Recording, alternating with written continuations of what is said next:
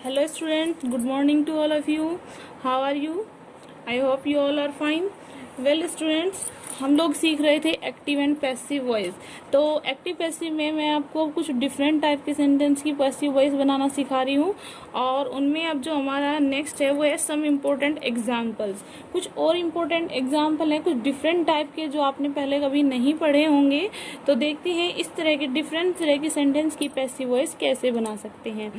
तो अगर आपको सेंटेंस एक्टिव वॉइस में इस तरीके से दिया जाए, it is time two plus verb, ठीक है। अगर सेंटेंस में इट इज टाइम टू आया है और फिर वर्ब आए तो शुरू में, तो आप उस सेंटेंस की पैसिव वॉइस कैसे बनाएंगे।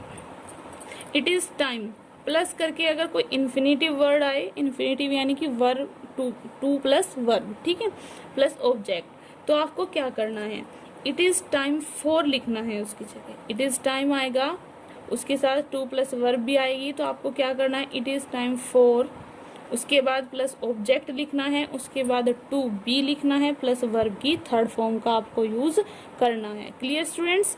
चलिए एक बार एग्जाम्पल के थ्रू देखते हैं कि हमारे इस रूल को हम एग्जाम्पल में कैसे फॉलो कर सकते हैं। तो हमारा एग्जाम्पल है इट इज टाइम, जैसे कि मैंने आपको बताया था एक्टिव में आपको क्या मिलेगा, इट इज टाइम, उसके बाद टू, ठीक है, फिर वर्ब, बाकी का पोर्शन आगे का।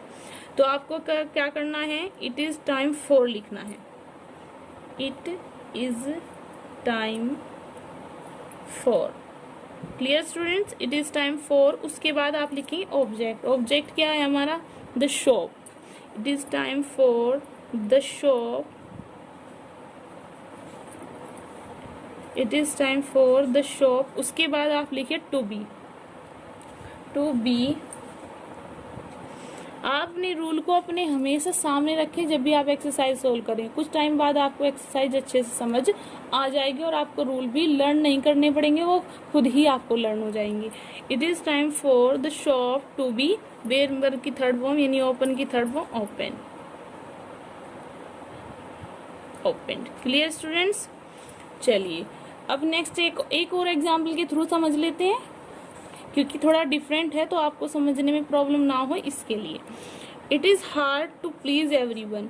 इट इज हार्ड, कठिन है, टू प्लीज, खुश रखना, एवरीबडी, प्रत्येक व्यक्ति को।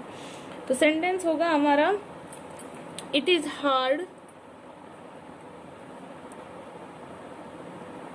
ठीक है, इसे हमने ऐसे कैसे लिख दिया। अब हमारा जो ऑब्जेक्ट है हम उसे लिखेंगे फॉर करके, इट इज हार्ड फॉर, जैसे कि बताया गया था इट इज टाइम फॉर लिखना है, तो इट इज हार्ड फॉर। अब आपका ऑब्जेक्ट है everybody, it is hard for everybody, अपना टू लिखिए, बी लिखिए और मेन वर्ब की थर्ड फॉर्म प्लीज्ड लिख दीजिए।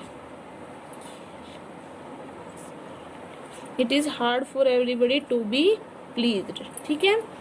इस सेंटेंस को हम एवरीबडी से भी बना सकते हैं अगर चाहे तो, वो भी करेक्ट है और ये भी करेक्ट है। दूसरा तरीका है इसका, एवरीबडी इज हार्ड, हम इट हटा देंगे यहाँ से, everybody is hard to be please, ठीक है। इट की जगह अगर हम एवरीबडी करके बनाएं, everybody is hard to be please, तब भी ये सेंटेंस करेक्ट होगा। चलिए ये रूल मैं आपको बता चुकी हूँ। कुछ जो डिफरेंट टाइप के अगर सेंटेंस मिले तो आप ऐसे सोल्व करेंगे। अब देखते हैं कि पैसिव से एक्टिव में परिवर्तन कैसे करना है। अब तक हम सीख रहे थे एक्टिव से पैसिव वॉइस कैसे बनाई जाए, अब हमें देखना है कि पैसिव से एक्टिव वॉइस में कैसे चेंज कर सकते हैं। स्टूडेंट इसका कोई अपना अलग रूल नहीं होता, ठीक है, इसके लिए कोई डिफर रूल नहीं है। आपको क्या करना है, आपने अब तक जो एक्टिव से पैसिव के रूल सीखे हैं, आप पैसिव से एक्टिव बनाते वक्त उन्हीं रूल को उल्टा कर दीजिए, अपोजिट कर दीजिए, तो आपका सेंटेंस पैसिव से एक्टिव में परिवर्तित हो जाएगा। जैसे सेंटेंस है, एग्जाम्पल देख लेते हैं दो, उसी के बेस पर आप एक्सरसाइज करेंगे क्योंकि इनके कोई डिफरेंट रूल नहीं है। A dark lady is seen by me, एक डार्क लेडी इज सीन, देखी गई, बाय मी, मेरे द्वारा। ये क्लियर है कि सेंटेंस पैसिव वॉइस में है क्योंकि इसमें बाय भी आया है और मेन वर्ब की थर्ड फॉर्म भी है। हमें क्या बनाना है इसका, एक्टिव। तो सबसे पहले हमें क्या करना है, वही रूल जो आपको शुरू में सिखाए गए थे, सब्जेक्ट को ऑब्जेक्ट बनाइए और ऑब्जेक्ट को सब्जेक्ट। मी का सब्जेक्ट होगा आई, उसके बाद इज आया है, तो यानी कि सेंटेंस किस में होगा, जिसमें इज़ार एम आता है, यानी कि वो सेंटेंस प्रेजेंट इंडेफिनिट में होगा। प्रेजेंट इंडेफिनिट में आप याद कीजिए कि वर्ब का क्या करते हैं। वर्ब सिंगुलर के साथ वर्ब में SEIS लगता है और प्लूरल में वर्ब को ऐसे के ऐसे ही रखते हैं। तो आपकी आई प्लूरल है तो सी की जो फर्स्ट फॉर्म है वो क्या है, सी। सीन की फर्स्ट फॉर्म सी, आई सी, मैंने देखा। ठीक है, सब्जेक्ट हो गया, वर्ब हो गई, उसके बाद अब क्या लिखेंगे, आई सी। अब जो हमारा ऑब्जेक्ट है डार्क लेडी, इसे हम सब, जो हमारा सब्जेक्ट है इसे हम ऑब्जेक्ट बनाकर लिख देंगे, आई सी आ डार्क लेडी।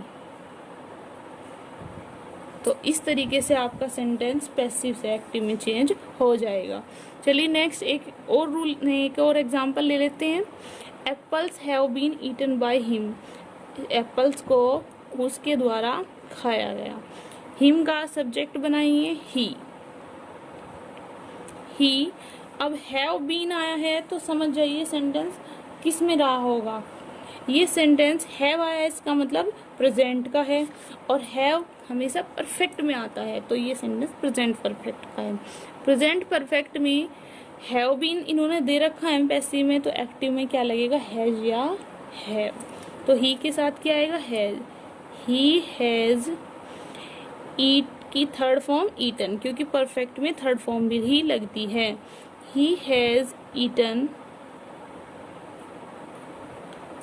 अब हमारा क्या रह जाता है, सब्जेक्ट हो चुका है, वर्ब हो चुकी हैं दोनों, तो एप्पल्स जो हमारा सब्जेक्ट यहाँ पर दिया गया इसे ऑब्जेक्ट बना दीजिए। He has eaten apples.